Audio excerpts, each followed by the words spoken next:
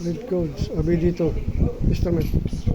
Stored codes being your check engine light is currently on and they must confirm a problem. As detected something unusual but it's not confirmed yet. Like when telemetry issue, pending code. Scan code, intermittent code, pending code. This is map says on connector. Illustration codes. Check engine light. Mm-hmm. Just go to erase codes and confirm Erase by codes, selecting yes. But remember, if remember. you haven't actually fixed the issue, that light will come back on once the ECN detects the same fault again. Same. I've now plugged the connector back in, Mhm. so it's all good. Live data. Next up is one of my Apparently favorite just live data, features, yeah. Live data. This gives you real-time information from your vehicle's sensors Live and data, systems. sensors and systems. You live graphs, which makes spotting irregular patterns much easier. Plus, you can record and save data You can sets. save data Up to sets. 6 at a time, perfect for diagnosing those Diagnostic, intermittent intermittent issues.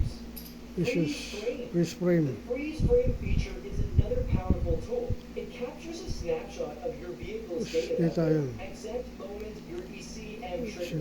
the check engine light. This helps you understand what was happening right when the problem occurred, Okay. making diagnosis much easier.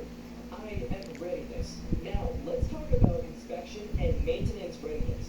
This feature checks whether all emission control systems in your vehicle have completed their self-tests. It's especially useful when you need to pass an emissions test. Keep in mind, not every vehicle supports every monitor, so you might see some readings marked as not applicable. O2 monitor test and Onboard monitor test. There's also an O2 monitor test, which works with certain oxygen sensors. And then there's the onboard monitor test. Onboard monitor test. Versatile features in this scanner. It lets you test up to 13 different systems in your vehicle.